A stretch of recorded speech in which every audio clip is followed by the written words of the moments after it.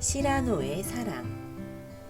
프랑스 남서부 생트비트 지방에는 프랑스의 4대 강으로 꼽히는 가론강이 흐르고 있습니다. 가론강의 구불구불한 강둑을 따라서 멋진 집들이 들어서 있지요. 그중 한 곳에 록산느라는 젊은 여인이 살고 있었습니다. 록산느의 집 앞으로는 멋진 풍경이 펼쳐졌습니다. 밤이 되면 사방은 어두컴컴해지고 침묵만이 가득했습니다. 자갈이 깔린 거리에는 수레 하나가 지나가지 않았습니다. 가론강의 차갑고 눅눅한 공기가 뼛속까지 파고들었죠. 록산느는 사랑하는 연인 크리스티앙을 보려고 발코니로 나갔습니다. 잘생긴 청년 크리스티앙 역시 록산느를 사랑했고 사랑을 고백하고 싶었습니다. 하지만 록산느의 부모님이 집 안으로 들여보내주지 않았기 때문에 발코니 밑에서 사랑을 속삭일 수밖에 없었지요. 하지만 발코니 아래를 보세요. 기둥 뒤에 검은 망토를 두르고 허리에 칼을 찬 남자가 숨어 있습니다. 얼굴은 잘 보이지 않지만 매우 못생긴 얼굴에 툭 튀어나온 아주 커다란 코가 눈에 확 띄는군요.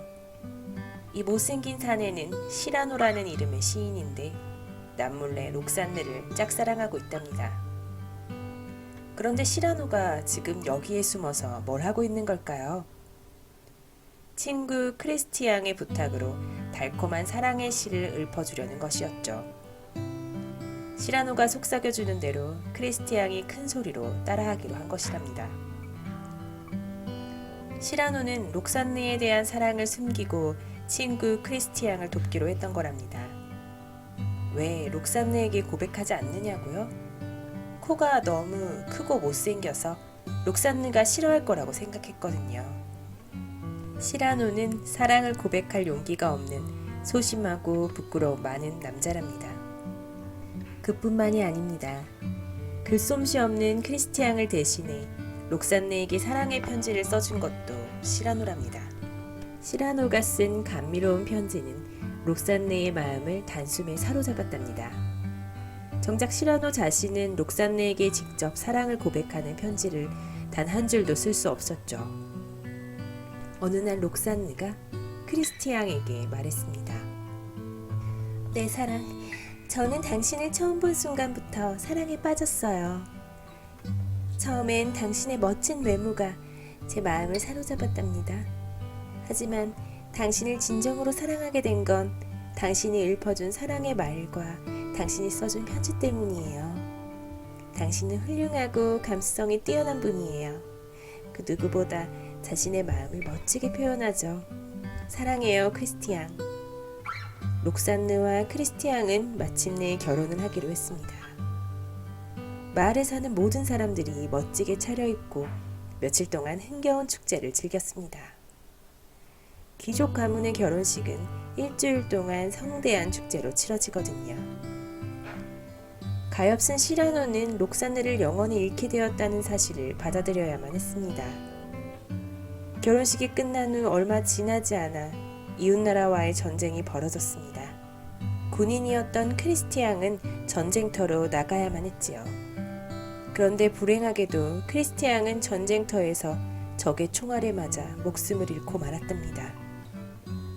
크리스티앙이 죽었다는 소식을 듣고 록산느는 깊은 슬픔에 빠졌습니다. 사랑하는 남편이 전쟁터에서 돌아오지 못한다는 사실을, 앞으로는 영원히 볼 수 없다는 사실을 도저히 받아들일 수 없었지요. 록산느는 크리스티앙을 그리워하며 수도원으로 들어갔습니다.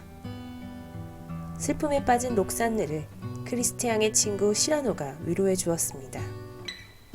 큼지막한 코에 못생긴 얼굴의 시라노가 말이죠. 시라노는 크리스티앙이 얼마나 멋지고 좋은 친구였는지, 시인으로서의 재능이 얼마나 뛰어났는지 록산느에게 들려주며 위로가 되어주었습니다. 그날도 시라노가 록산느를 만나러 찾아가던 길이었습니다. 그런데 도중에 산적들이 나타나 시라노를 공격했습니다. 가진 돈을 모두 내놓아라!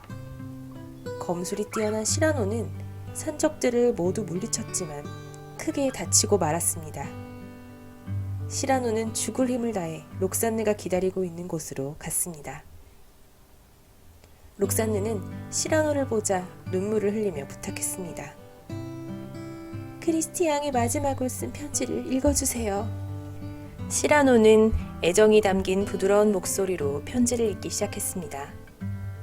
그런데 어느새 자신도 모르게 편지를 보지도 않고 읽고 있었습니다.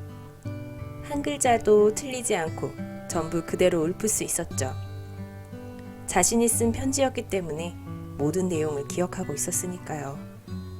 그것은 지금까지 단 한 번도 표현하지 못했던 록산느를 향한 진심 어린 고백이었습니다. 아, 시라노, 당신이었군요. 그제야 모든 것을 알게 된 록산느는 달려가서 시라노를 껴안았습니다. 하지만 이미 늦어버렸습니다. 시라노는 치명상을 입고 세상을 떠나고 말았습니다. 록산느에게도 시라노에게도 이미 늦어버린 후였지요. 가론강이 프랑스로 흘러드는 생트비트 지방에 가면 록산느의 집을 찾아가 보세요. 모두들 친절하게 알려줄 거예요. 기둥 뒤에 숨은 코 큰 남자의 그림자가 보일지도 모릅니다. 수줍음은 다른 사람들과 관계를 맺을 때 심각한 어려움을 주기도 합니다. 시라노는 소심하고 수줍은 마음 성격 때문에 사랑하는 여인을 놓치고 고통스러운 시간을 겪어야만 했습니다. 의지와 단호함으로 수줍음을 이겨내야 합니다. 노력하는 사람만이 보상을 받을 수 있답니다. 수줍음을 느끼면 소심하고 용기 없는 행동을 하게 됩니다. 때로는 두려움과 불안이 따라오기도 하지요. 우리가 어떤 상황에서 수줍음을 느끼는지 생각해 봐야 합니다. 한 예로 사람들과의 관계에서 어색한 상황에 놓이면 누구나 수줍음을 느낄 수 있습니다. 다른 사람들보다 쉽게 수줍음을 느끼는 사람도 있고 많은 사람들 앞에서 발표를 한다거나 하는 특정한 상황에서만 수줍음을 느끼는 사람도 있습니다. 중요한 건 누구나 수줍음을 느낀다는 것입니다. 똑똑하기로 유명했던 사람들도 모두 수줍음을 느꼈답니다. 하지만 그들은 수줍음을 극복하거나 삶의 일부로 받아들였습니다.